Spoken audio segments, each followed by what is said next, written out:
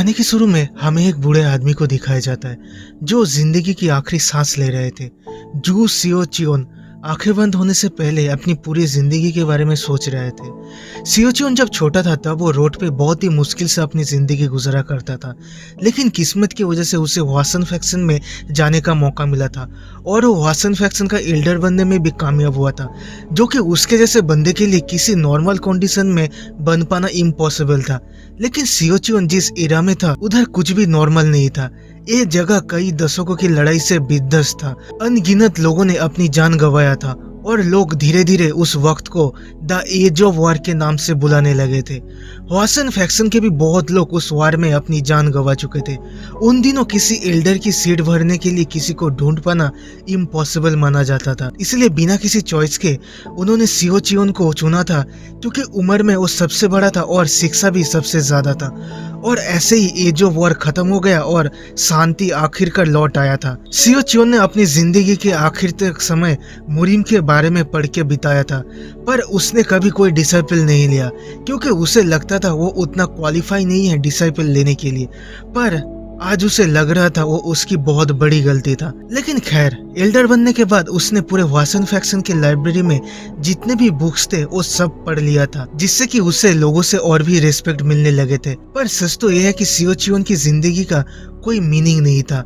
प्यार जो सभी के लिए बहुत आसान था वो उसे कभी नहीं मिला। उसने अपने पूरे समय सिर्फ मार्शल आर्ट प्रैक्टिस करके गुजारा है, कभी किसी लड़की का हाथ तक नहीं पकड़ा।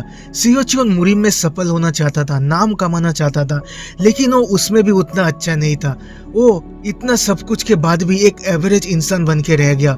मुरिम के इतिहास के सबसे केओस एरा में जहाँ हजारों कहानियां आज भी सुनाया जाता है, जहाँ एक हीरो और एक विलेन ने अपना नाम बनाया, उस एरा में भी सियो चियोन कुछ नहीं था। वो एक नोबडी बन के रह गया, जो आज मौत से पहले उसे कुरत कुरत के खा रहे थे। उसके आंखों से निकल के गालों से बहता हुआ आंसू ये बता रहे थे कि वो अपनी जिंदगी से बिल्कुल भी खुश नहीं था। अगर उसे वो मौका मिला उन दिनों में वापस जाने का, तो शायद फिर वो बहुत कुछ कर सकता। लेकिन अचानक ही सियो चियोन जल्दी उठो सुन के सियो चियोन की आंखें खुल जाते हैं और उसे अपने मास्टर खड़ा हुआ दिखता है। सियो चियोन को कुछ समझ नहीं आ रहा था। मेरा मास्टर यहाँ पर क्या कर रहे हैं? उसके मास्टर हंसते हुए उससे कहते हैं, कुछ दिनों पहले भी तुम मेरे लिए रो रहे थे और तुम आज फिर से सोते हुए बात कर रहे हो। तुम भी सियो चियोन को जोरों का झटका लगता है। सियो चियोन को जोरों का झटका लगता है। ये क्या हो रहा है इधर? सियो चियोन को समझ तो सब आ रहा था, लेकिन उसे यकीन नहीं हो रहा था ये संभव भी कैसे है। पर 3-4 दिन बाद धीरे धीरे वो चीजों को एक्सेप्ट करने लगा था। मैं जू सियो चियोन 8 साल का वासन फैक्शन का 4th जनरेशन डिसाइपल हूँ। मेरा master Yu Jeong Mok middle aged Hwasan faction का 3rd जनरेशन डिसाइपल है। अभी सियो चियोन को पूरी तरीके से यकीन हो गया था कि वो अतीत में वापस आ चुका था। वो जू सियो चियोन जो एज ऑफ वार में एल्डर बना था वो अभी मर चुका है, और सियो चियोन वासन में वार शुरू होने के बहुत साल पहले के वक्त में एज अ चाइल्ड वापस आ चुका था। सियो चियोन बहुत ज्यादा खुश था। उसे नहीं पता था वो कैसे अतीत में आया या फिर किसने उसे इधर भेजा, पर अभी ये सब चीजें मैटर नहीं करता। अभी वो उन चीजों को रोक सकता है जो वो पहले नहीं रोक पाया था। अपने पिछले जिंदगी की यादों को अभी वो नए जिंदगी में यूज कर सकता है अच्छे से जीने के लिए। चाहे सियो चियोन खुद को कितना भी छोटा समझे, पर वो था तो वासन फैक्शन का एल्डर, तो उसे मुरिम अलायंस और वासन फैक्शन के सारे सीक्रेट्स के बारे में पता था। ऊपर से उसे उन सारे इंसिडेंट के बारे में पता है जो फ्यूचर में होने वाला है। तो सियो चियोन तैयार हो जाता है अपने जिंदगी को फिर से जीने के लिए, लेकिन इस बार थोड़ा सा अलग, थोड़ा सा हटके। इसके बाद हम सियो चियोन को दौड़ते हुए देखते हैं। वासन फैक्शन में 8 साल के बच्चों के लिए कोई फ्रीडम नहीं होता। उन्हें रूल्स और रेगुलेशन स्ट्रिक्टली फॉलो करना होता है। सियो चियोन की हालत देख के ही पता चल रहा था कि बहुत खराब था। किसे पता था उसे ट्रेनिंग से फिर से गुजरना पड़ेगा। बच्चे हो या एडल्ट, ऐसा ट्रेनिंग सबको करना पड़ता था, और पड़ता था मतलब करना ही पड़ेगा, क्योंकि टीचर्स को सभी डिसाइपल के लिमिट के बारे में पता है। तो वो लोग डिसाइपल को सही वक्त पे रेस्ट करने देते थे, ताकि डिसाइपल्स बेहोश ना हो जाए और वो ट्रेनिंग कंप्लीट ना कर सके। तो ट्रेनिंग तो सबको करना ही पड़ेगा। 4th जनरेशन का ट्रेनिंग सेंटर नाकान टेम्पल में था, पर उस जगह तक पहुंचने का रास्ता इतना टफ था कि लोग उसे नाकान हिल के नाम से बुलाने लगे थे। तो सियो चियोन बहुत ही मुश्किल से उधर पहुंच के देखता है कि बहुत सारे 4th जनरेशन डिसाइपल पहले से ही ट्रेन कर रहे थे। सियो चियोन समझ जाता है कि अभी उसे बहुत मेहनत करना पड़ेगा। 1 साल बाद अभी सियो चियोन 9 साल का हो चुका था। उसके मास्टर उससे कहते हैं, तुम आज 9 साल का हो चुके हो, अब से तुम्हें अकेले ट्रेनिंग करना पड़ेगा, तुम कर पाओगे ना? उसका मास्टर थोड़ा सा टेंस दिख रहे थे, लेकिन सियोचियन बहुत खुश था। उसे फाइनली अकेले ट्रेनिंग करने का मौका मिलेगा। उसे इतने दिन वो मौका नहीं मिल रहा था क्योंकि मास्टर हमेशा उसके साथ रहते थे, पर इसका मतलब ये नहीं कि वो चुपचाप बैठा था। उसे हर रोज नाखान हिल में जाके ट्रेनिंग करना पड़ता था और वो पिछले साल से अपनी पूरी जिंदगी की मेमोरी को पेपर पे लिख के रख रहा था, क्योंकि सियोचियन को पता तो है कि फ्यूचर में मुरिम में क्या होने वाला है, लेकिन इंसान के दिमाग का भी तो एक लिमिट होता है। तो वो सारे इम्पोर्टेंट इवेंट्स को नोट करके रख रहा था और फाइनली आज उसे अपने मन मुताबिक चीजें करने का मौका मिला था, जिसके लिए वो पिछले 1 साल से इंतजार कर रहा था। आज से 60 साल बाद ह्वासन फैक्शन के एक जीनियस एक अलग किस्म का टेक्निक का इन्वेंट करने वाला है, जो बहुत ही सिंपल होने वाला है और उस टेक्निक का नाम होने वाला है प्लम ब्लॉसम काइकोंग। तो उसके बाद हम सियोचियन को एक प्लम ब्लॉसम पेड़ के नीचे बैठ के मेडिटेशन करते हुए देखते हैं। इस टेक्निक में प्लम ब्लॉसम पेड़ के पास बैठ के कुछ स्पेशल मंत्र पढ़ने से उस प्लम ब्लॉसम पेड़ के एनर्जी उस बंदे में आ जाता है। नहीं, लाइफ फोर्स नहीं लिया जाता। अगर ऐसा होगा तो वो पेड़ मर जाएगा, तो वो कोई टेक्निक तो नहीं होगा, बस एनर्जी उधर लिया जाता है। प्लम ब्लॉसम जो एनर्जी छोड़ता है वही अंदर लिया जाता है। काई सिर्फ इंसान में ही नहीं, पेड़ पौधा जानवर सब में होता है। सारे जीवित प्राणी उसी में ही जीते हैं और उसमें ही सांस लेते हैं। प्लम ब्लॉसम काइकोंग टेक्निक अपने स्टेबिलिटी की वजह से जाना जाता था, लेकिन उसमें वो लिमिटेड स्पीड और कैपेसिटी की वजह से लोग उतना पसंद नहीं करते थे। लेकिन इस सीक्रेट दुनिया के सामने आते ही सबने इसे यूज करने लगे थे, क्योंकि इस सीक्रेट से वो लिमिटेड स्पीड और लिमिटेड कैपेसिटी हट गया था। अगर ये सीक्रेट सियोचियन दुनिया को बता देता है तो उसे बहुत सम्मान, पैसे, अवार्ड सब कुछ मिलेंगे, पर सियोचियन ऐसा कुछ नहीं करेगा। वो इस टेक्निक से सभी को पीछे छोड़ के आगे बढ़ेगा। सियोचियन बैठ के इस टेक्निक को यूज करने लगता है और कुछ ही मिनटों में उसका प्लम ब्लॉसम काइकोंग जो 5 स्टार था वो 10 स्टार में बदल जाता है। पिछले जन्म में वो इस टेक्निक को अपने लिमिट से आगे नहीं बढ़ा सका था, पर इस जन्म में वो सारे लिमिट को क्रॉस करने वाला है। इसके बाद हम सियोचियन को एक 3rd जनरेशन ट्रेनर के सामने खड़े हुए देखते हैं, जो सियोचियन से बोल रहा था, मैंने सुना तुम मेवा काइकोंग 5 स्टार लेवल पे पहुंच चुके हो, तो मैं अभी तुम्हें मेवा टेक्निक सिखाऊंगा। उसके बाद सियोचियन का ट्रेनिंग शुरू होता है, जिसमें शॉर्ट फाइटिंग सीखने से पहले उसे पंच कैसे करते हैं वो सिखाया जाता है।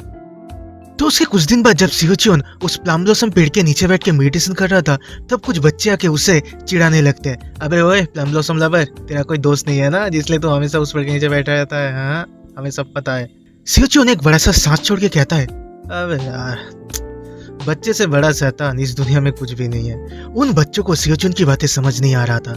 सियोचियन फिर से कहता है, अगर ये पहले होता तो मैं तुम्हें इधर से अभी जाओ, अपने बड़े भाई को परेशान मत करो बोल के तुम लोगों को जाने देता, पर मुझे पता है तुम लातों के भूत कभी बातों से नहीं मानते। तुम फिर आओगे मुझे तंग करने।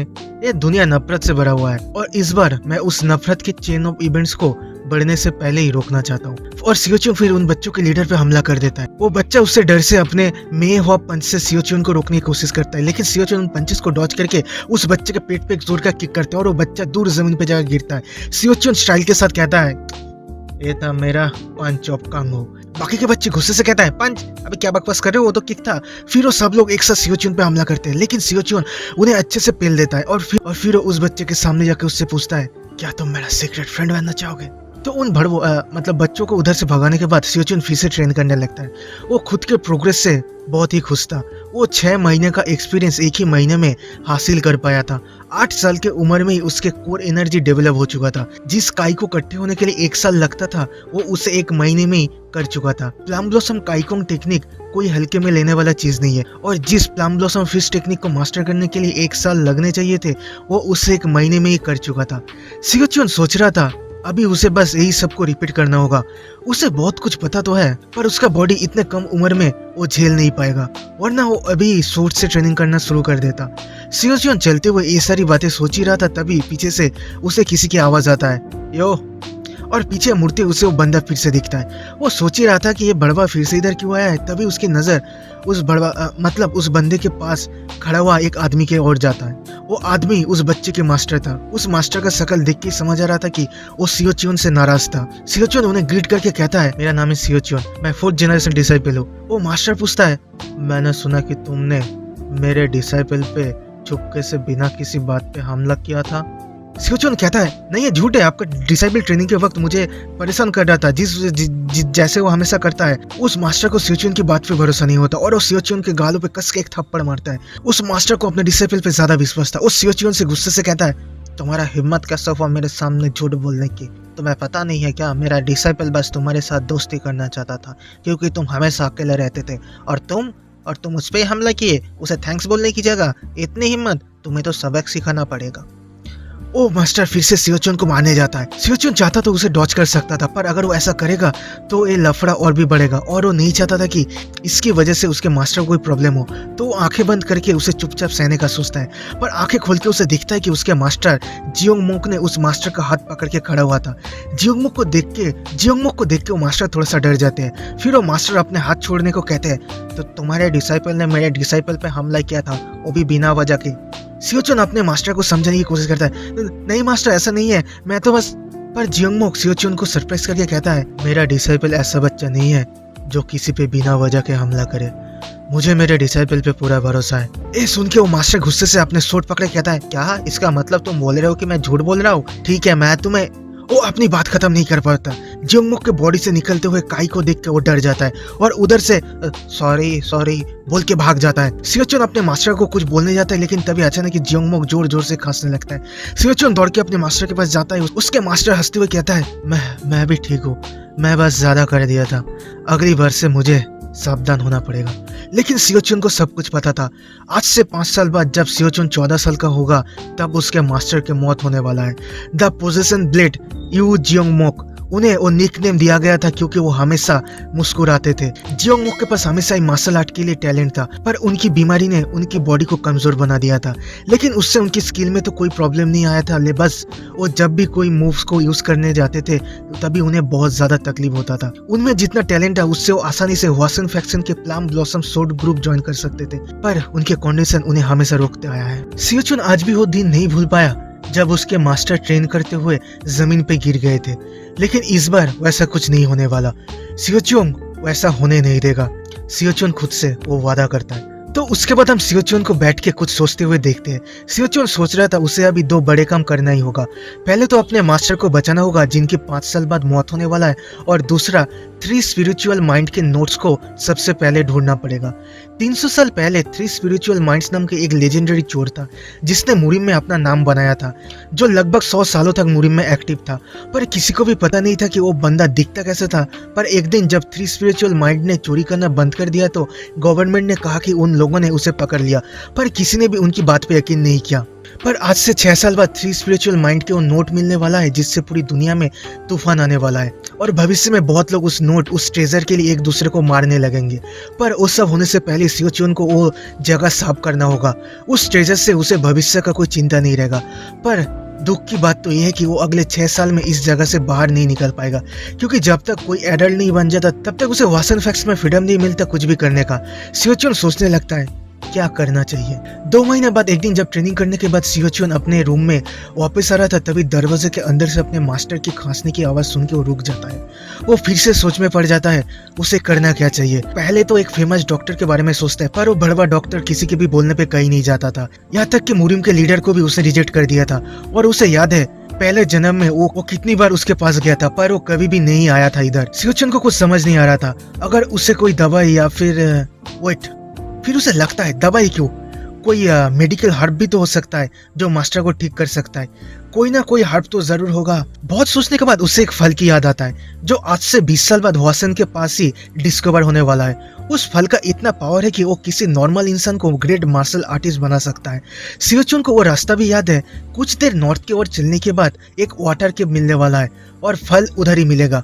उसे ये रास्ता याद है क्योंकि जिसे वो फल मिला था उसने खुद सियोचुन को ये बताया था। तो अभी उसे बस एक मौका चाहिए। जब उसके मास्टर 1 हफ्ते बाद मीटिंग में जाएंगे तभी उसका चांस आएगा बाहर जाने का। तो फाइनली वो दिन आ जाता है जब उसके मास्टर मीटिंग में जाते हैं अगले 4 दिन के लिए। मास्टर के जाने के बाद ही सियोचुन एक रैट होल से वासन फैक्शन के बाहर आ जाता है। उसके बाद सियोचुन दौड़ने लगता है। वो सोच रहा था उसे एक दिन के अंदर ही उधर पहुंचना होगा और वो पहुंच भी जाता है। फिर अपने कपड़े को एक पेड़ के पास छुपा के थोड़ा सा स्ट्रेच करके वो उस नदी में जंप करता है और बहुत देर स्विम करने के बाद वो उस केव के अंदर पहुंच जाता है। ठंड के मारे उसके बॉडी कांप रहे थे। उसे ऐसा लग रहा था जैसे वो उधर ही जम के मर जाएगा। थोड़ी देर काई यूज करके वो अपनी शरीर को गर्म कर लेता है। फिर धीरे धीरे चल के वो उस फल को ढूंढने लगता है और थोड़ी देर ढूंढने के बाद उसे नीले रंग का एक खूबसूरत पेड़ दिखता है और उसके नीचे वो फल था, पर सिर्फ फल नहीं था, उसके साथ ब्लैक कलर का एक स्नेक था जिसे देख के सियोचुन डर जाता है क्योंकि वो एक मिथिकल क्रिएचर था जिसका उम्र 100 साल से भी ज्यादा था, जो उसके साइज देख के पता चल रहा था। सियोचुन सोच में पड़ जाता है। उसने कभी भी ऐसे किसी मिथिकल क्रिएचर के बारे में नहीं सुना था जो उस फल को गार्ड देता हो, तो फिर ये आया कहाँ से? फिर उसे याद आता है, अरे यार ये फल तो आज से 20 साल बाद डिस्कवर होने वाला है, तो 20 साल पहले चीजें तो अलग होना ही है। क्या मुझे भाग जाना चाहिए?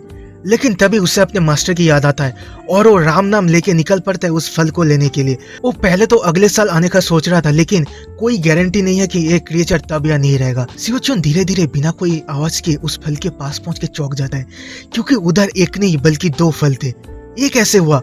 पर खैर जो भी हुआ, अगर किस्मत में हो तो बंदा क्या ही करे। वो धीरे धीरे उन 2 फल को ले लेता है। वो मिथिकल क्रिएचर तभी भी सो रहा था, तो सियोचुन जैसे आया था वैसे ही वापस जाने लगता है।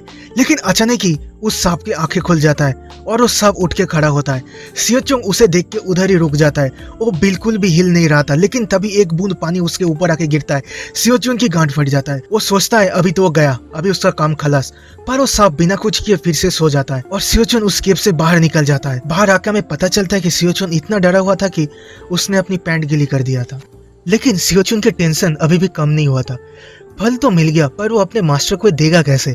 क्या भूलेगा वो? उसे कहाँ से मिला ये फल? रास्ते से मिला, पर क्या मास्टर उसकी बात पे यकीन करेंगे? तभी उधर उसके मास्टर के पूछते, सियोचुन तुम पिछले कई दिनों से बहुत ज्यादा चिंतित दिख रहे हो। अगर कोई प्रॉब्लम है तो मुझे बोल सकते हो, मैं वो सॉल्व कर दूंगा। सियोचुन हिम्मत करके अपने मास्टर को फल दे देता है। जो होगा देखा जाएगा। मास्टर क्या आप ये लेना चाहोगे? एक मेडिसिन है। जियोंगमो पूछता है, क्या तुमने ये चुराया है? सियोचुन कहता है, नहीं मास्टर। जियोंगमो पूछता है, क्या इसे पाने के लिए तुमने किसी को धोखा दिया? सियोचुन कहता है, कभी नहीं मास्टर। जियोंगमो पूछता है, तो फिर तुम्हें ये कहाँ से मिला? सियोचुन फिर एक झूठी कहानी सुनाता है अपने मास्टर को। वो कहता है, जब आप यहाँ नहीं थे मास्टर तब मैं बाहर गया था और मुझे ये फल बाहर ऐसे ही मिला।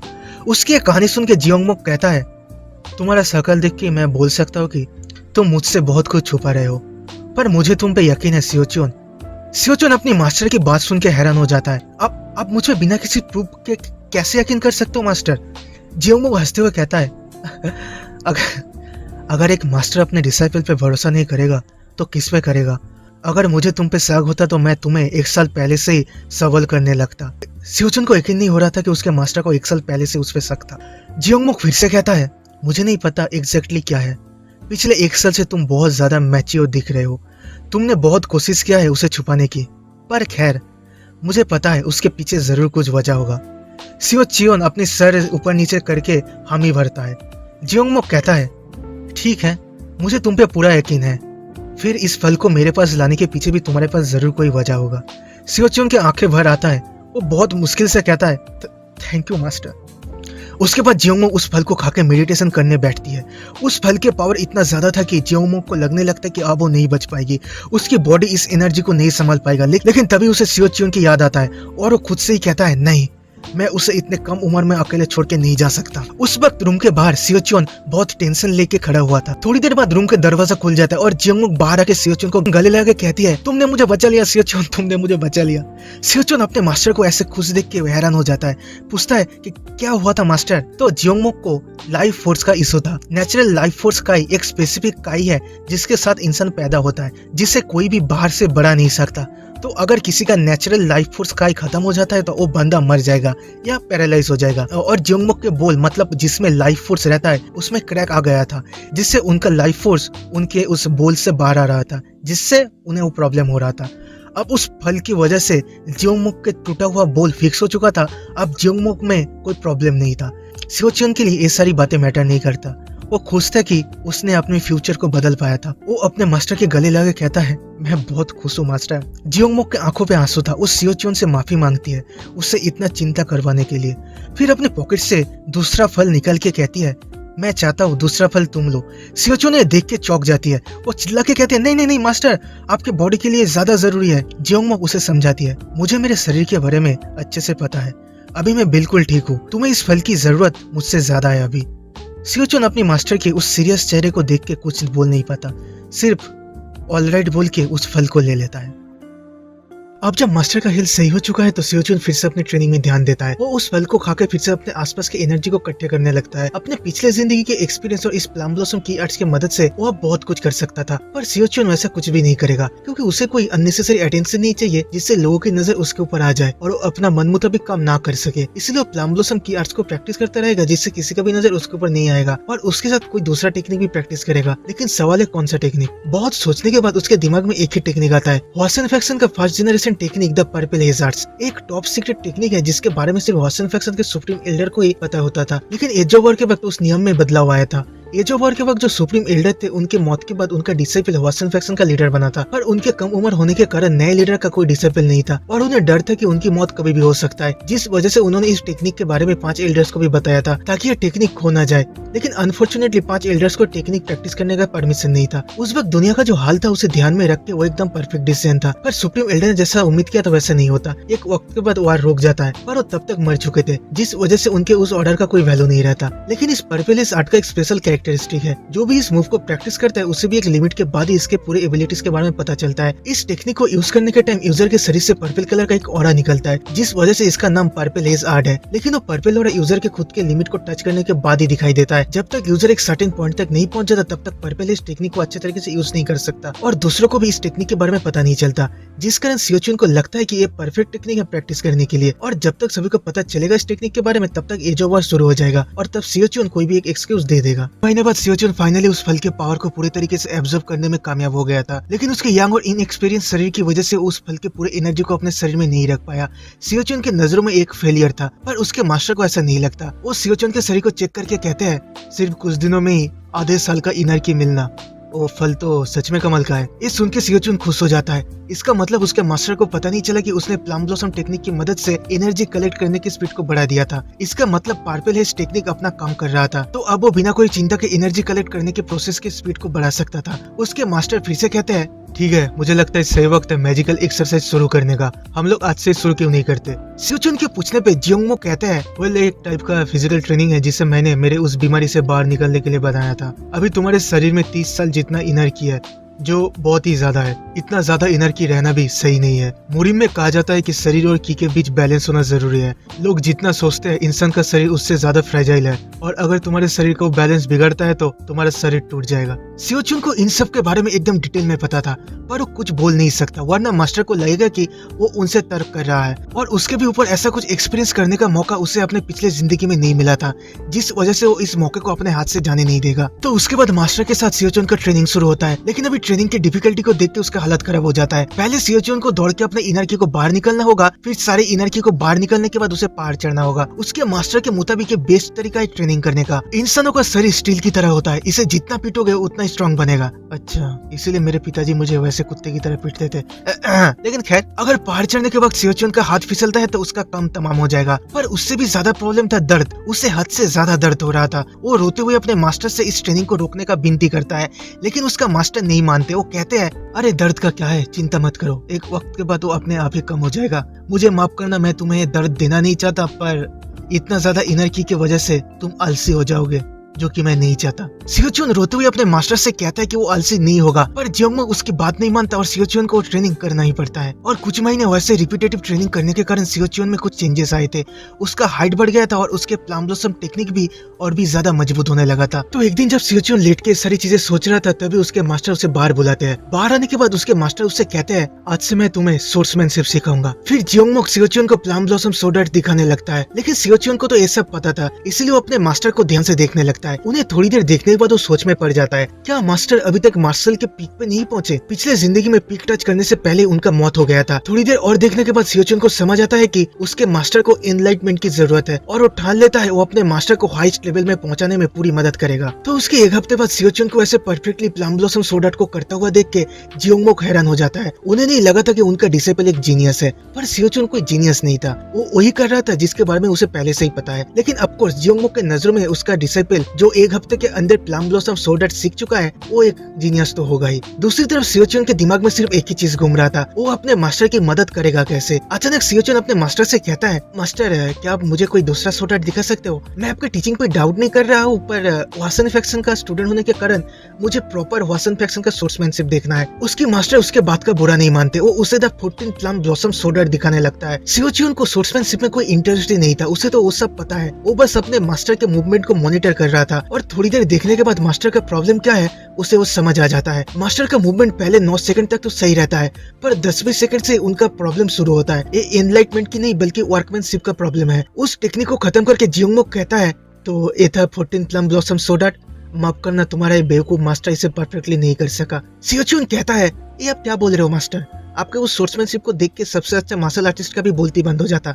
पर मास्टर मैं सही से देख नहीं पाया, तो क्या आप मुझे फिर से वो करके दिखा सकते हो, इस बार थोड़ा स्लोली? चाहे वो मार्शल आर्ट हो या फिर सोर्समैनशिप, जानबूझकर स्लो करना बहुत ही हार्ड होता है। हालांकि 14 प्लम ब्लॉसम टेक्निक बहुत ही पुराना है, पर उसे परफॉर्म करने के लिए बहुत कंसंट्रेशन की जरूरत होता है। सियोचुन अपने मास्टर को ध्यान से देख के सोच रहा था, जैसा कि मैंने गेस किया था, उस फल को खाने की वजह से मास्टर के 5 एलिमेंट में जो बैलेंस था वो टूट चुका है। उनका वाटर की बाकी की से ज्यादा स्ट्रांग हो चुका है। उस फल ने मास्टर को बचा तो लिया, पर उसके साथ मास्टर के नेक्स्ट स्टेज में जाने का जो रास्ता था उसे भी कठिन कर दिया है। पर वो इम्बैलेंस नेक्स्ट स्टेज जाने का बस शुरुआत था। यू जियोंगमोक एक मेहनती और बहुत ही हार्ड वर्किंग मार्शल आर्टिस्ट है, पर कुछ लोग कहते हैं कि उसके बहुत ज्यादा मेहनती उसके आगे बढ़ने के रास्ते का बाधा है। कभी कभी तो लोग उसके इतने ज्यादा मेहनती होने की वजह से उससे फ्रस्ट्रेट तक हो जाते हैं। तो उस मूव को वैसे धीरे धीरे करने से जियोंगमोक को रियलाइज होता है कि जिंदगी में कभी कभी धीरे भी चलना चाहिए, कभी रेस्ट भी कर लेना चाहिए। और इस रियलाइजेशन के साथ साथ ही जियोंगमोक मार्शल आर्ट के नेक्स्ट स्टेज में पहुंच जाता है। वो अपने डिसाइपल से थैंक्स कहता है, ये सब तुम्हारी वजह से है, तुमने मुझे जिंदगी के बारे में एक बहुत ही अद्भुत चीज सिखाया है। और इस खबर से वासन फैक्शन के सारे एल्डर्स खुश हो जाते हैं और वो लोग जियोंगमोक को एक मिशन में भेजने का ठान लेते हैं। और अपने मास्टर के मिशन में जाने की खबर से सियोचुन डर जाता है, लेकिन उसके मास्टर उसे आश्वस्त करके कहते हैं, चिंता मत करो, मेरी बॉडी अभी ठीक हुआ है, जिस कारण वो लोग मुझे किसी खतरनाक मिशन में नहीं भेज रहे। और एक बात, मैंने तुम्हारा नाम लोटस यूनिट के एग्जामिनेशन में डाल दिया है, तो उसके लिए तैयार हो जाओ। जिसे सुन के सियोचुन का हाल खराब हो जाता है। उसके मास्टर फिर से कहते हैं, मुझे पता है तुम बहुत ही आसानी से लोटस यूनिट के एग्जाम को पास कर जाओगे, पर हाँ मैं ये कह रहा हूँ उस वजह से तुम्हें बोझ महसूस करने की कोई जरूरत नहीं है, अगर पास नहीं भी करोगे तो भी चलेगा। ये बोल के जियोंगमोक उधर से अपने मिशन के लिए चला जाता है, लेकिन उस बात से सियोचुन बोझ के तले दब चुका था। लोटस यूनिट वासन फैक्शन के कुछ ब्रांच में से एक होने के कारण सिर्फ 4th जनरेशन के डिसाइपल ही इस ब्रांच को ज्वाइन कर सकता था। सिंपल शब्दों में ये प्लम ब्लॉसम सोर्ड आर्टिस्ट का मिनी ब्रांच था। उसके साथ ये वो भी जगह था जिधर टैलेंटेड 4th जनरेशन डिसाइपल को बड़े होने से पहले ट्रेनिंग किया जाता है। तो हम उसके बाद सियोचुन को टेंशन में देखते हैं। पिछले जिंदगी में वो इस ग्रुप को ज्वाइन करना चाहता था, पर इस जिंदगी में वो उतना श्योर नहीं था कि उसे ग्रुप ज्वाइन करना भी चाहिए या नहीं। उसके दिमाग में सिर्फ 3 स्पिरिचुअल माइंड घूम रहा था। उसे किसी भी तरीके से उस ट्रेजर को दुनिया के नजरों के सामने आने से पहले साफ करना होगा। लेकिन थोड़ी देर सोचने के बाद सियोचुन को लगता है शायद लोटस यूनिट में रह के उसे ट्रेजर को हासिल करने में ज्यादा आसानी होने वाला है, जिस वजह से वो उस ग्रुप को ज्वाइन करने का ठान लेता है। तो फिर ऐसे ही फाइनली लोटस यूनिट के एंट्रेंस एग्जाम का दिन आ जाता है। सभी डिसाइपल के डर से हालत खराब हो रखा था, जैसा नॉर्मली एग्जाम से पहले सबके साथ होता है। सियोचुन पहले थोड़ा चिंतित था कि कहीं उसे अपनी ताकत का इस्तेमाल ना करना पड़े, पर अभी इन बच्चों को देख कर थोड़ा निश्चिंत होता है कि उसकी कोई जरूरत नहीं है, ये लोग ऐसे ही फेल होने वाला है। पर तभी उस स्टेज के ऊपर एक बंदे को देख के सियोचुन के फेशियल एक्सप्रेशन बदल जाते हैं। बाकी जो डिसाइपल थे वो सब तो रोना शुरू कर देते हैं। अब तो उनका फेल होना तय था। उन्हें पता था कि वो जीनियस जरूर आएगा, पर किसे पता था कि वो दिन आज होने वाला है। स्टेज के ऊपर खड़ा था प्लम ब्लॉसम सोर्ड फिनिक्स नाक्सोओल, वासन फैक्शन के 5 ग्रेड मास्टर में इकलौता फीमेल वॉरियर जो कि the blood and iron sword user का फैमिली मेंबर था। नाक्सोओल इतना ज्यादा स्किलफुल था कि वो पहला इंसान था जिसके टाइटल में फिनिक्स शब्द को ऐड किया गया था। पर एक कहावत है कि सबसे खूबसूरत फूल सबसे पहले मुरझा जाता है। एज ऑफ वॉर के वक्त नाक्सोओल बहुत ज्यादा एक्टिव था, लोग उसे हीरो बुलाते थे, पर 20 साल की उम्र में ही वो मर गई थी। और आज उसे फिर से इधर देख के सियोचुन का हालत खराब हो जाता है। अबे यार और कितना अनलकी हो सकता हूँ मैं। उसके बाद ट्रेनिंग शुरू होता है। एक एक करके बंदे जा रहे थे और नाक्सोल से हार के वापस आ रहे थे। सभी डिसेबल मनी मन नाक्सोल को गाली दे रहे थे। अबे यार तू तो इतना यंग है, इस साल पार्टिसिपेट करने की कोई जरूरत था क्या? तू तो अगले साल भी आ सकता था। 2-3 बंदे के हारने के बाद किसी के भी स्टेज पे जाने का हिम्मत नहीं हो रहा था, लेकिन तभी सियोचुन अपना हाथ ऊपर करके कहता है मैं लड़ना चाहता हूँ। सियोचुन को ऐसे देख के सारे डिसेबल हंसने लगते हैं। अबे देखो इसे बड़बो को कैसे खुद की बेइज्जती करने जा रहा है। अबे पागल वगल है क्या? लेकिन सियोचुन उन बातों को इग्नोर करके स्टेज के ऊपर जाके स्टांस लेके खड़ा होता है। नाक्सोल पहले अटैक का मौका सियोचुन को देता है। सियोचुन भी मना नहीं करता। जो भी एल्डर्स उधर थे वो सब तो कॉन्फिडेंट थे कि ये मैच 30 सेकंड के अंदर खत्म हो जाएगा। और फिर मैच शुरू होता है। सियोचुन खुद को नहीं रोकता, वो अपने पूरे ताकत से नाक्सोल के ऊपर हमला करता है और सियोचुन के पावर को नाक्सोल संभाल नहीं पाते। उसके पूरे शरीर कांपने लगते हैं। वो खुद को संभाल पाता उससे पहले सियोचुन फिर से अपने पूरे ताकत से नाक्सोल के ऊपर हमला करता है और सियोचुन के उस अटैक में इतना ज्यादा ताकत था कि नाक्सोल को ऐसा लगता है जैसे कि उसका हाथ टूट चुका है। उसके हाथ में और ताकत बचे नहीं थे, जिस वजह से वो अपने हार मान लेती है। और इस मैच का विनर होता है सियोचुन, जिसे देख के सारे डिसाइपल्स भड़क जाते हैं। ये कोई मजाक है क्या? क्या था वो सोर्समैनशिप के नाम पर अपने ताकत को यूज करना? ये गलत है। सियोचुन को पता था ऐसा कुछ होने वाला है। उसे खुद का परवाह नहीं था, उसे बस अपने मास्टर के लिए चिंता हो रहा था। इस इंसिडेंट से उसके मास्टर के रेपुटेशन में दाग लगने वाला है, जिसके लिए उसे बुरा लग रहा था। तो इसके बाद हम सारे एल्डर्स को सियोचुन को लेकर झगड़ते हुए देखते हैं। Blood and iron sword user Sim Ok Ryeon और the great palm Jo Mu यांग दोनों ही सियोचुन को लोटस यूनिट में लाने के खिलाफ थे। उनका मानना था कि सियोचुन ने हवासिन फैक्शन के सोर्समैनशिप की बेइज्जती किया है, लेकिन वाइस एल्डर हाकसोंग कहते हैं कि उन्हें सियोचुन के साइड की स्टोरी को भी सुनना चाहिए। दूसरे और एक एल्डर जिनके बड़ी बियर्ड है वो भी हाकसोंग के बात से एग्री करते हैं। और एक एल्डर मेडिसिन मेकर योंगजिन कहते हैं मैंने सुना है कि जियोंगमो के स्टूडेंट ने एक रेयर मेडिसिन खाया है। हम उसके पेट के अंदर से उस मेडिसिन को बाहर तो नहीं निकल सकते, पर मैं उसके इफेक्ट को देखना चाहता हूँ। तो अभी सिचुएशन सियोचुन के साइड में 3-2 हो चुका था और अभी सब कुछ प्लम ब्लॉसम सोर्ड मास्टर यू जी क्यूल के ऊपर था और वो भी सियोचुन के लोटस यूनिट में ज्वाइन करने के पक्ष में बोलते हैं। लेकिन अभी भी सिम ओक्रियोंग इस चीज की पूरी विरोध करती है, क्योंकि सियोचुन ने उसी के ग्रैंड डॉटर को ही लड़ाई में हराया था, जिस वजह से मनी मन सियोचुन से गुस्सा थी। लेकिन उईजी क्यूल कहते हैं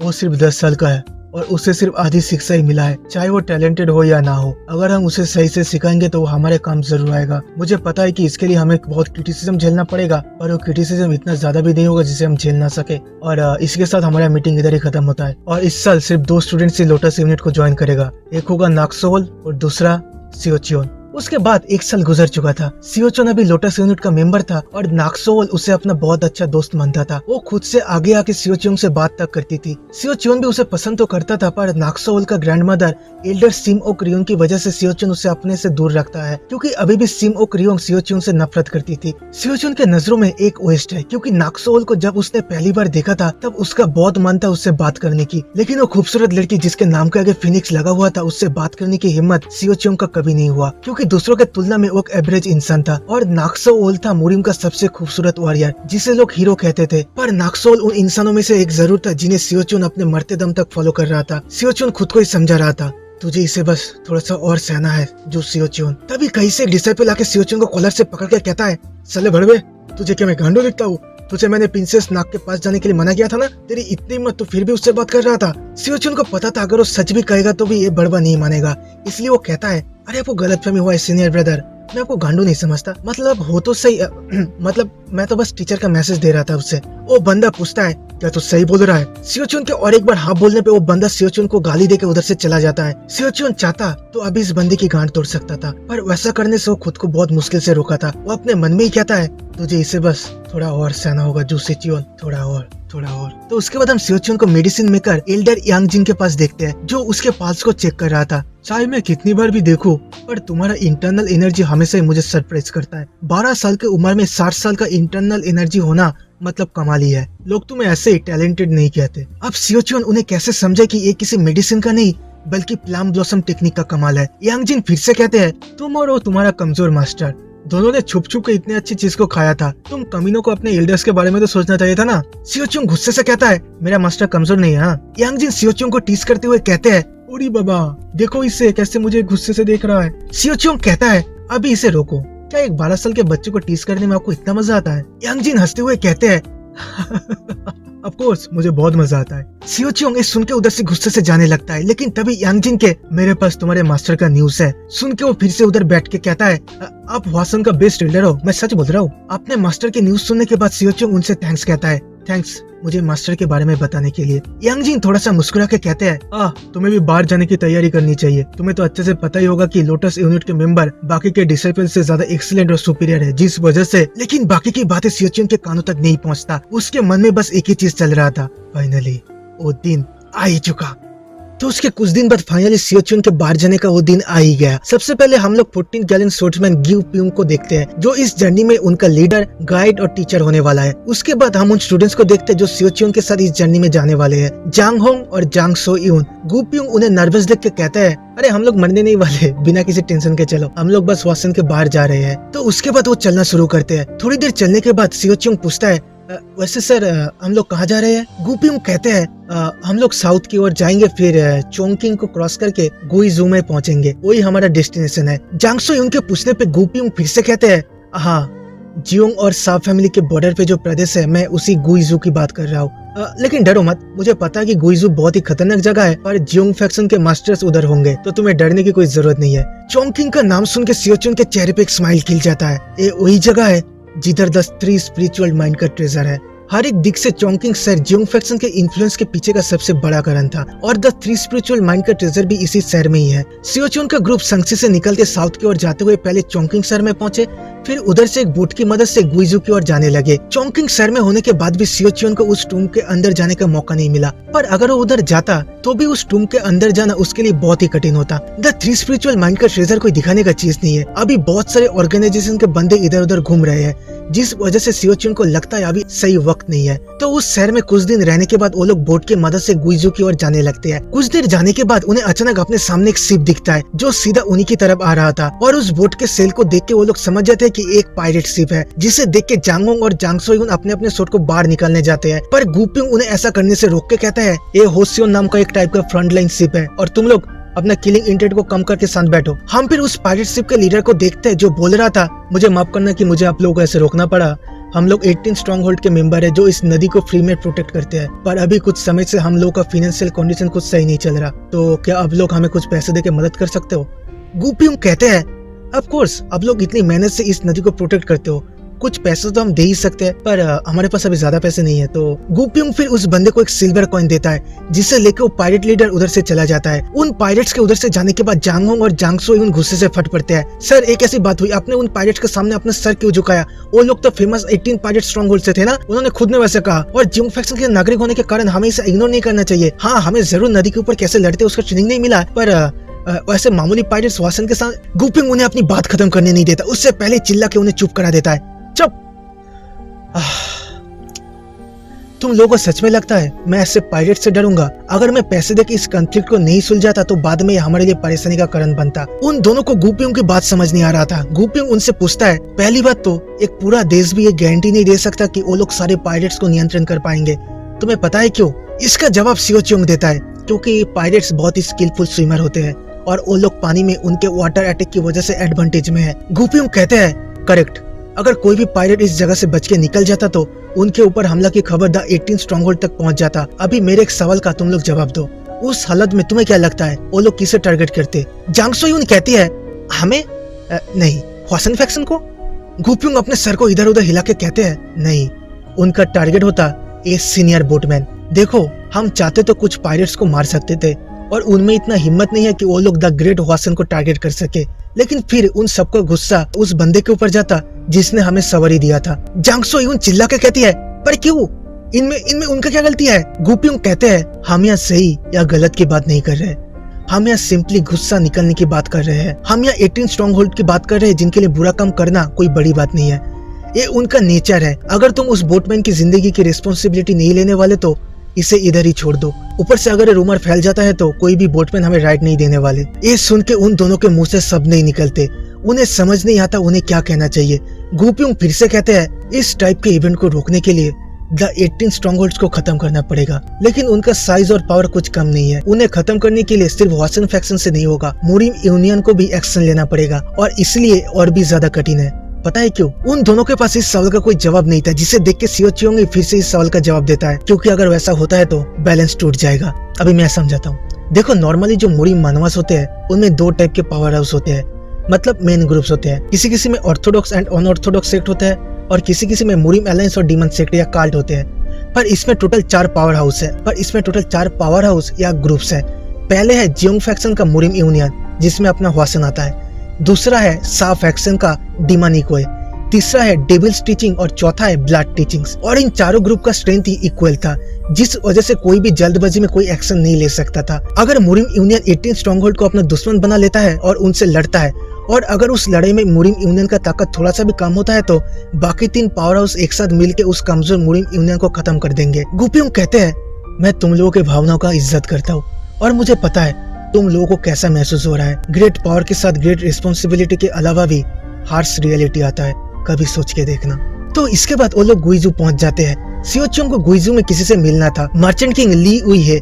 अभी से उतने लोग उसे नहीं जानते, पर फ्यूचर में उसके जैसा बिजनेसमैन पूरे मुरिम में कोई नहीं होने वाला। भविष्य में वो एक ऐसा आदमी बनने वाला है जिसे दुश्मन बनाने से पहले सभी लोग 10 बार सोचेंगे। सियोचुंग को उसके स्किल पे कोई डाउट नहीं था। उसे पता था अगर वो 3 स्पिरिचुअल का ट्रेजर इस बंदे को संभालने देगा तो वो उसका सही इस्तेमाल करेगा, और अगर सियोचुन उसे अपने साइड में लाने में कामयाब होता है तो उससे ज्यादा भरोसेमंद बंदा इस दुनिया में कोई नहीं होगा। तभी पीछे से एक बंदा आके उन्हें डरा देता है। वो बंदा अपने दोनों हाथ को घिसते हुए कहता है, अरे अब लोगों को ऐसे रॉयल की तरह चलते हुए देख के ही मैं समझ गया था कि अब लोग जरूर जियोंग फैक्शन के सोर्समैन होंगे। अब लोगों को दूर से देख के मैं अपने एक्साइटमेंट को संभाल नहीं पाया और अब से मिलने आ गया। गुपियोंग को उसके ऊपर दया आता है। वो उसे एक सिल्वर कॉइन देके कहता है,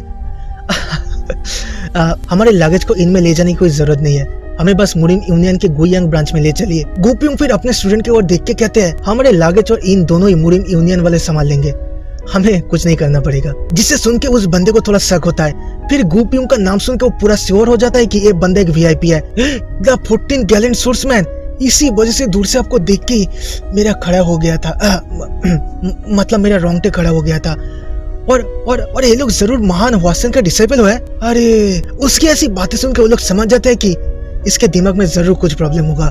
गुपियोंग कहते हैं, ठीक है, अभी हमें मुरिम यूनियन में ले चलिए। इस बंदे को याद रखना क्योंकि एक बहुत ही इंपॉर्टेंट कैरेक्टर है। तो इसके बाद वो बंदा उन्हें मुरिम यूनियन के ब्रांच पे पहुंचा के उधर से चला जाता है। फिर हमारा मुलाकात होता है मुरिम यूनियन के गुइयांग ब्रांच के मैनेजर सिन दो ग्यून से, जो 14 गैलेंट सोर्समैन से मिलने के बाद बहुत खुश दिख रहा था। वो कहते हैं, मैंने मेरे बंदे से आपके लॉजिंग और मील के बारे में बोल दिया है, तो इधर से बाहर जाने के बाद एक गाइड आपको आपके इन तक ले जाएगा। फिर उन तीनों बच्चों को देख के पूछते हैं, वैसे तीनों मुझे लोटस यूनिट के मेंबर्स लग रहे हैं, क्या मैं सही बोल रहा हूँ? इस साल भी मुझे उन मास्टर से मिलने का मौका मिला जो भविष्य में वासन का कंधा बनने वाले हैं।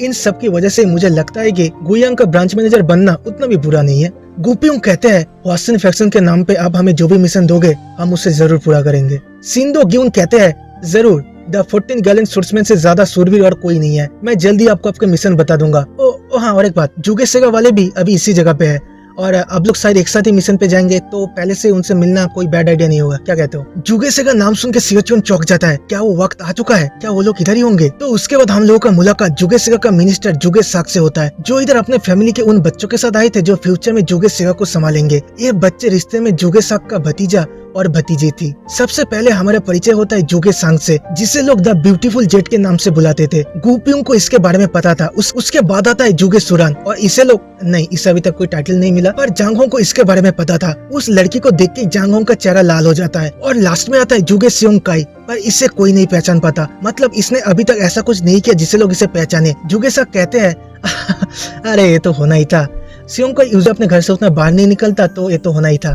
अब लोग समझिए, अभी इसे बहुत कुछ सीखना है। जुगे सेगा के इन बंदों को देख के तो सियोचुन के आंखें बड़े बड़े हो गए थे। उससे अपनी आंखों पे यकीन नहीं हो रहा था। किसे पता था उसकी मुलाकात जुगे सेगा के गोल्डन जनरेशन से होने वाला है। उसने ऐसा कुछ उम्मीद नहीं किया था। इस एरा में बड़ी संख्या में ऐसे हीरोज का जन्म हुआ जो इतिहास में कई पीढ़ियों तक याद किए जाएंगे। जुगे सांग, जिस भविष्य में हेवेंस आर्मी कहा जाएगा, वो उन हीरोज में से एक बनता है। जब मुरिम की दुनिया वार से भरा हुआ था, तब जुगे सांग उस लड़ाई में अपना स्किल दिखा के 20 साल के होने से पहले ही मुरिम में अपना नाम बना लिया था। उसके बाद आता है स्कीमर जुगे सुरान। जुगे सांग मिलिट्री स्ट्रेटेजी और टैक्टिक में एक्सपर्ट था, पर जुगे सुरान साजिश रचने में एक्सपर्ट था, और युद्ध के समय ज्यादातर टैक्टिक्स इन दोनों की तरफ से ही आया था। लोग तो ये तक कहते थे कि शायद गॉड ऑफ टैक्टिक्स लड़का और लड़की बन के पैदा हुए हैं। उनके साथ और एक बंदा भी था, जुगे सियोंग काई, जिससे लेट से रिकॉग्निशन मिला। हम फिर जुगे सांग को अपने भतीजे को डांटते हुए देखते हैं, तुझे जब भी देखता हूँ ना मुझे गुस्सा आता है। अपनी एटीट्यूड ठीक कर, इसी वजह से लोग तुझे फ्रीक बुलाते हैं। तुझे पता है मैं तुझसे ज्यादा कुछ नहीं मांग रहा, बस बाकियों की तरह मेडिटेशन प्रैक्टिस करने को कह रहा हूँ और उस फालतू आर्ट ऑफ मिशनरी सीखना बंद करके आर्ट ऑफ यूटिलाइजेशन सीखना शुरू कर दे प्लीज। आर्ट ऑफ मिशनरी एक ऐसा आर्ट है जिसे सबने त्याग दिया है और इसे बेकार समझा जाता है। आर्ट ऑफ यूटिलाइजेशन के साथ आर्ट ऑफ मिशनरी भी एक वक्त पे जुगे फैमिली का गर्व करने का चीज हुआ करता था, पर वक्त के साथ साथ सब उसे निगलेक्ट करने लगे थे। अगर ये कोई डिस्ट्रक्टिव पावर होता तो शायद ये बुरे लोगों के नजरों में आता, पर ये वो भी नहीं था, जिस वजह से इसे दो डिमोनिक फोर्स के अंदर भी कोई प्रैक्टिस नहीं करता था। इसीलिए आप आर्ट ऑफ मिशनरी सीख रहे हो, ये सुन के हर किसी का रिएक्शन ऐसा ही होने वाला है। तो इसके बाद हम लोग जुबाइल फैमिली और हॉसन के बंदों को एक साथ देखते हैं, पर उधर सियोचियोंग और जुगे सियोंग काई नहीं था। सियोचियोंग जुगे सियोंग काई को अपने साइड लाने के लिए उसके पीछे गया था, क्योंकि 3 स्पिरिचुअल माइंड के ट्रेजर को बाहर निकालने में इस बंदे की सबसे ज्यादा जरूरत है। वीडियो को आगे देखने से पहले लाइक करके जाओ, लाइक करके जाओ। लेट एबनॉर्मलिटी, जैसा कि तुम्हें इस नाम से पता चल रहा है, उसके टैलेंट के इज्जत मिलने में उसे ज्यादा समय लगा था। 3 स्पिरिचुअल माइंड के ट्रेजर के टाइम जुगे सियोंग काई को पहली बार रिकॉग्निशन मिला था। उसके पीछे का रीजन था ट्रेजर टूम के अंदर के मशीनरी। जुगे सियोंग काई के नॉलेज की वजह से जुगे रॉयल फैमिली सबसे ज्यादा ट्रेजर हासिल करने में कामयाब हुआ था, और इसी इवेंट के बाद सियोंग काई को लगा था कि लोग शायद अभी उसे उस नजरों से नहीं देखेंगे जिस नजरों से उसे पहले देखते थे, पर वो गलत था। लेकिन हाँ, कुछ बंदे जरूर थे जिनके उसे लेके ओपिनियन बदला था, पर वो ज्यादातर चलो कम से कम कोई काम का तो निकला ताकि सीमित था। और जब पूरे दुनिया सियोंग काई के बारे में लगभग भूल चुका था, तभी फिर से उसका नाम चारों तरफ आग की तरह फैलने लगे थे, और उसके पीछे का रीजन था आर्ट ऑफ मिशनरी। मिशनरी जिस बेकार समझा जाता था, उसके युद्ध के वक्त अलग तरीके से पुनर्जन्म हुआ था, और क्योंकि कोई भी उस स्किल को सीखना नहीं चाहता था, इसलिए जुगे सियोंग काई एकलौता इंसान बना जो मिशनरी के साथ कुछ कर सकता था। और उसके बाद जुगे रॉयल फैमिली का इन्फ्लुएंस स्वाभाविक तौर से बढ़ने लगा और आसमान छूने के कगार तक पहुंच गया। और ये नॉर्मल ही था, क्योंकि मिशनरी आर्ट में एक्सपर्ट कहलाने वाला एकलौता व्यक्ति जुगे सियोंग काई था। लेकिन चीजें उतना भी आसान नहीं था। एकलौता आदमी जो मिशनरी में एक्सपर्ट होने के कारण एक रूम में बैठ के गार्ड्स के निगरानी में रह के उसे सारा काम संभालना पड़ता था। कोई भी नहीं था जो उसकी मदद कर सके। उस प्रेशर के साथ मानसिक स्थिति को बनाए रख पाना इम्पॉसिबल था, और पूरे तरीके से ओवर वर्कड और ओवर यूज होने के बाद उसके 10 साल बाद 50 साल की उम्र में उसने सुसाइड कर लिया था। सियोचियोंग उसका पीछा करते हुए कहता है, सियोंग काई, क्या तुम इस मिस्टर के साथ दोस्ती करना चाहोगे? सियोंग काई गुस्से से कहता है, क्या तुम मेरे से सिर्फ 2 साल के बड़े नहीं हो? मिस्टर का क्या मतलब? ये बकचोदी बंद करो, इधर से चले जाओ। पर सियोचियोंग इससे गुस्सा नहीं होता, वो और भी ज्यादा प्यार से कहता है, वाओ, तुम्हें ऐसे देख के अंकल भी डर जाएंगे। सियोंग काई, तुम छोटे हो सकते हो पर तुम एक सॉलिड मैन हो। सियोंग काई उससे दूर भागते हुए कहता है, तुम्हें मेरे साथ क्यों कर रहे हो? सियोचियोंग कहता है, क्योंकि ये मिस्टर बस सियोंग काई के साथ खेलना चाहता है। सियोचियोंग का असली प्लान था कि वो सियोंग काई का कॉलर पकड़ के उसे अपने साथ ट्रेजर लाने निकल पड़े, पर इसके साथ वैसा नहीं कर सकते। ये सेंसिटिव केस है, इसलिए वो उसे कॉम्प्लीमेंट देने का सोचता है। सियोंग काई कहता है, देखो मेरे मुंह से सुनने में बहुत अजीब लगेगा, पर मेरे साथ ना रहने में ही तुम्हारा भलाई है। मैं एक पैथेटिक फूल हूँ जिसने अपने फैमिली के मामूली से मामूली स्किल तक नहीं सीखा और आर्ट ऑफ मिशनरी को लेकर पड़ा हुआ है, जो इस एरा में कोई काम का ही नहीं है। सियोचियोंग उसे समझाने की कोशिश करता है, अरे चिंता मत करो, मुझे वो सब पता है। मुझे पता है कि तुम एक अच्छे इंसान नहीं हो, तुम एक पैथेटिक इंसान हो जो हर बात पे रोता रहता है, पर तुम्हारा आर्ट ऑफ मिशनरी को लेकर ऑब्सेशन गलत नहीं है। ऐसा कुछ करना जो कोई और नहीं कर रहा एक अच्छी चीज है। अगर तुम अपने विश्वास पे अड़े रहे और कड़ी मेहनत से पढ़ते रहे तो मेरे ख्याल से तुम बहुत कुछ हासिल कर पाओगे। इसलिए अभी रुकना मत, चाहे कोई तुमसे कुछ भी कहे, तुम वही रास्ते पे चलो जिसे तुमने चुना है। जैसा तुम अब तक करते आए वैसे ही करते रहो। हार मत मानना, तुमने जो हासिल किया है, तुमने जो पढ़ा है, उसे डिनाई करने की कोई जरूरत ही नहीं है। अगर दुनिया तुम्हें एक्सेप्ट नहीं करता है तो मैं करूंगा। जो लोग मेरे छोटे जीनियस भाई को इग्नोर करते, मैं उनकी तरफ चिल्ला के उन्हें बकवास बंद करने को कहूंगा। पहले तो थोड़ी देर सियोंग काई के मुंह से शब्द नहीं निकलते, पर फिर वो कहता है, तुम मुझे सच बताओ, तुम्हें जरूर अंकल ने मुझे कॉम्प्लीमेंट देने के लिए कहा है जिससे तुम मुझे सही कर सको। मैं सही बोल रहा हूँ ना? फिर वो सियोचियोंग को और कुछ भी बोलने का मौका न दे के अपने रूम से बाहर निकल देता है।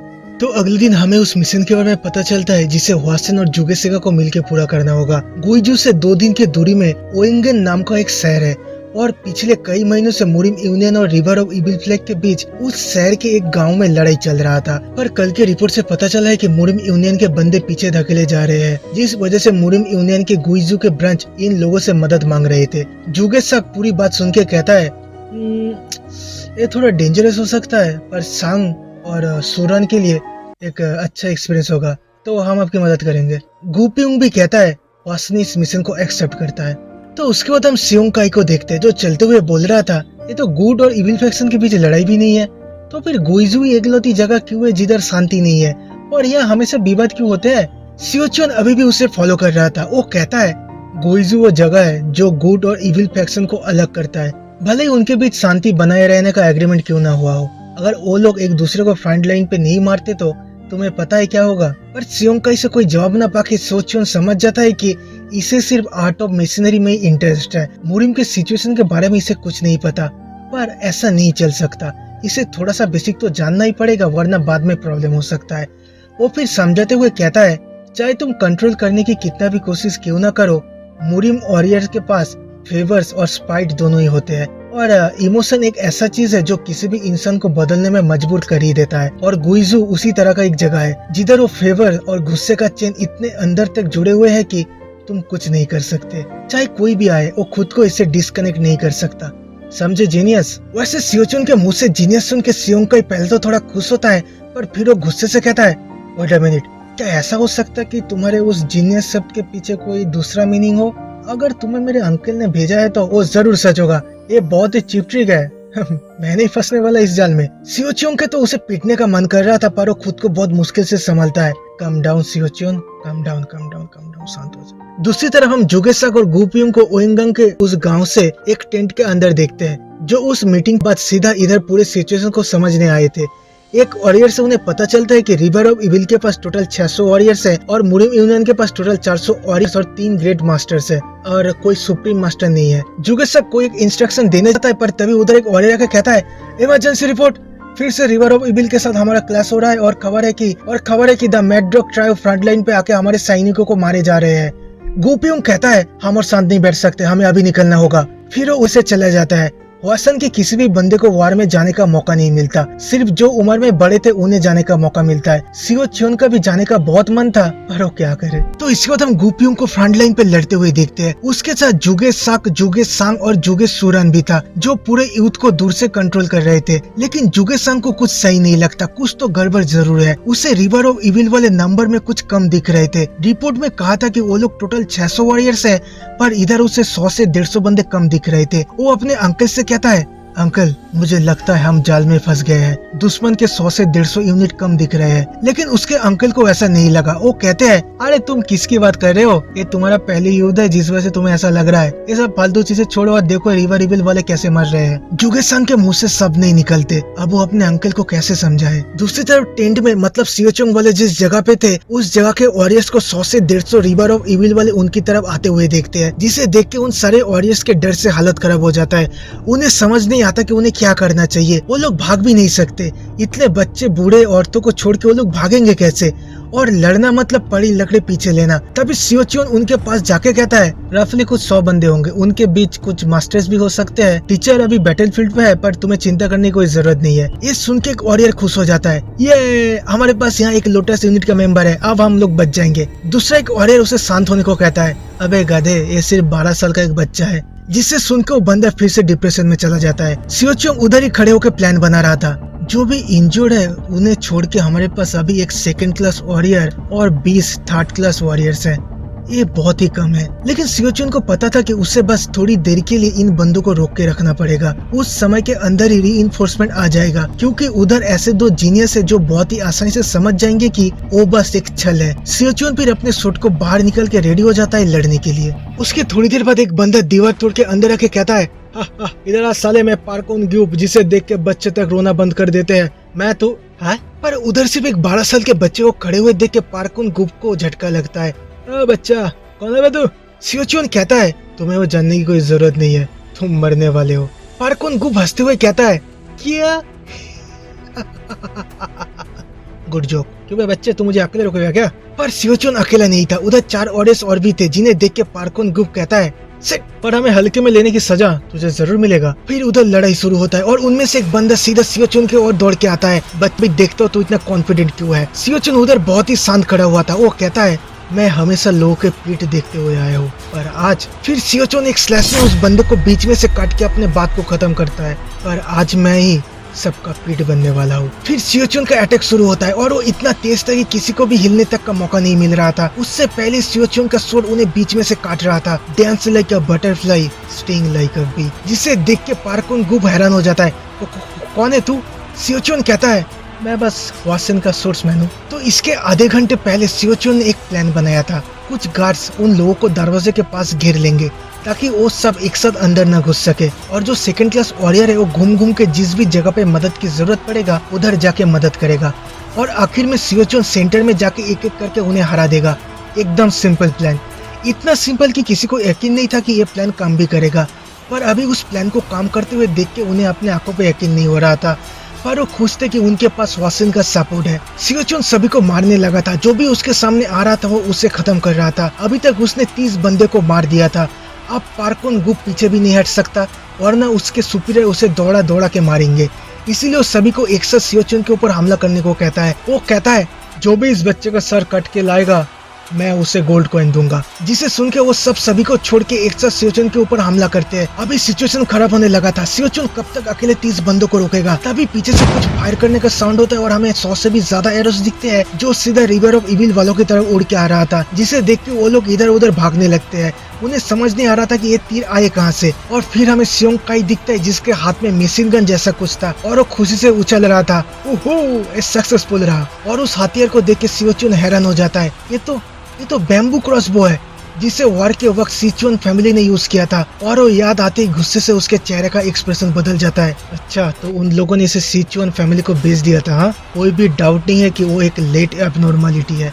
सियोचुन फिर चिल्ला के कहता है ग्रेट जॉब जुगे सियोंग काई, और इसी चीज के साथ प्रूव हो जाता है कि तुम एक जीनियस हो। अभी आओ और इस लड़ाई में अपने बड़े भाई की मदद करो।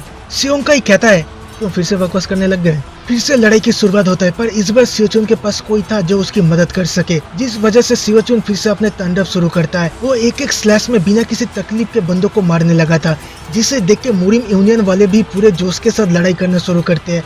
और दूर से सियोंग काई तो था ही। अभी इस पूरे सिचुएशन को देख के पार्कोन गुप के पसीने छूटने लगे थे। वो फिर सियोचुन को अपनी तरफ आते हुए देख के उधर से भागने की कोशिश करता है, पर सियोचुन उसे कॉलर से पकड़ के कहता है अरे तुम कहाँ भाग रहे हो, तुम्हें यहाँ रहना है, वरना हमें पूरे सिचुएशन के बारे में डिटेल में बताएगा कौन। ऑफिस आके टूटे हुए दीवार और इतने सारे डेड बॉडीज को देख के गुपिंग डर जाता है। वो इधर उधर पागलों की तरह दौड़ने लगता है। नहीं, ये नहीं हो सकता। पर फिर सिचुअन को देख के उसके जान में जान वापस आता है। दूसरी तरफ जुगेसक एक वॉरियर से पूछ रहा था तुम बोल रहे हो कि तुम लोगों ने अकेले ने 100 बंदे को रोका है? वो वॉरियर कहता है यंग मास्टर जो नहीं, ग्रैंड मास्टर जो की वजह से वो संभव हुआ है। जुगेसक गुस्से से कहता है सही से बात कर बड़े भैया, सभी लोगों को पता है कि उसे 12 साल का है, तो किसे टोपी पहनाने की कोशिश कर रहा है? वो सब एक साथ कहते हैं कि उन्होंने अपने आंखों से देखा है, वो लोग झूठ नहीं बोल रहे। जुगेसक थोड़ी देर सोच के कहता है तुमने कहा था कि वो सिर्फ रिवर ऑफ इविल के 3rd क्लास वॉरियर्स थे और उनमें से आधे बंदे भाग गए थे, तो फिर संभव भी हो सकता। दूसरी हम देखते हैं कि सारे वॉरियर्स सियोचुन की तारीफ कर रहे थे और उसे थैंक्स कह रहे थे। गुपिंग उसे देख के अपने मन में ही सोच रहे थे मैं इस बंदे को पहले से देख रहा हूँ, इसका मार्शल आर्ट स्किल एवरेज हो सकते हैं पर इसका इनसाइट और इंटरनल फोर्स दोनों ही कमाल का है। नॉर्मली इस एज में अगर कोई असली फाइट में जाता है तो डर से उसके पूरे शरीर जम जाते हैं, पर ये डरा नहीं, उल्टा वॉरियर्स को लीड करते हुए बहुत आराम से लड़ा भी। मुझे पता है तुम फ्यूचर में बहुत बड़े लीडर बनोगे जिसे लाखों लोग फॉलो करेंगे। तो इसके बाद पार्टी शुरू होता है। सभी बहुत खुश दिख रहे थे। मुरिम यूनियन के गुइयांग ब्रांच के लीडर तो खुशी से उछल रहे थे। अपने उम्र के लोगों के बीच भी सियोचुन का इज्जत बढ़ने लगा था, सभी उसे रिस्पेक्ट देने लगे थे। तो इसके बाद हमें जुगे सियोंग काई को दिखाया जाता है जो बाहर अकेले बैठा हुआ था। सियोचुन को अपने पास देख कर पूछता है क्या चाहिए? सियोचुंग कुछ नहीं कहता, वो बस सियोंग काई की बात को याद कर रहा था। लड़ाई खत्म होने के बाद सियोंग काई सियोचियोंग से उसके उस हथियार के बारे में किसी को ना बताने के लिए रिक्वेस्ट किया था, क्योंकि ऐसे किसी हथियार को यूज करना किसी प्रेस्टिजियस सेट के लिए बहुत ही अपमान की बात था। सियोचियोंग थोड़ा मुस्कुरा के कहता है ईमानदारी से कहूँ तो क्या हमने ये लड़ाई इसलिए नहीं जीता क्योंकि हमारे पास मेरा टैलेंटेड छोटा भाई था? अगर तुम वहाँ नहीं होते तो शायद मैं भी आज जिंदा नहीं रहता।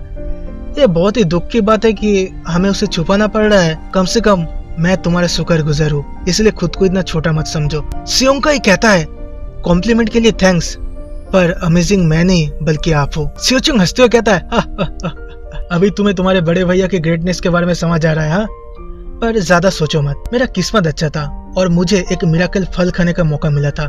अगर तुम भी कोई मिराकल मेडिसिन खाओगे तो तुम भी मेरी तरह बन पाओगे। सियोंग काई को सियोचुंग की बात समझ नहीं आ रहा था।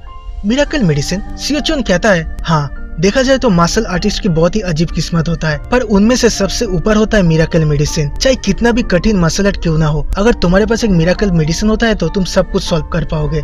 अगर तुम्हारे पास मिरेकल मेडिसिन होता है तो तुम बहुत आसानी से एक मास्टर बन पाओगे। लेकिन सियोंकाई को सियोचुंग की बात पे उतना यकीन नहीं होता। वो कहता है पर जैसा भी सोचो सियोचुंग गुस्से से कहता है, ओए सियोंकाई, क्या तुम मेरे से भी ज्यादा बड़ा एक्सपर्ट है? हाँ? सियोंकाई कहता है नहीं, पर सियोचुंग उसे अपनी बात खत्म करने नहीं देता। तो फिर क्या तूने कोई मिरेकल मेडिसिन खाया है? अगर तूने नहीं खाया तो चुपचाप बैठा रहे। सियोचुंग के हाथ को देख के वो शांत हो जाता है। फिर वो पूछता है, आपको क्या सच में लगता है कि वैसा कुछ ढूंढ पाना आसान है?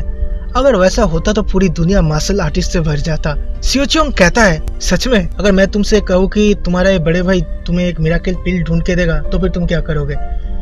मेरे पास एक कमाल का इन्फॉर्मेशन है। सियोंकाई कहता है, हाँ, अगर ये सच है तो मैं ना सिर्फ आपके छोटा भाई बनूंगा बल्कि आपके सबऑर्डिनेट भी बन जाऊंगा। सियोचुंग कहता है, तूने अभी जो कहा उसे कभी भी भूलना मत, समझे?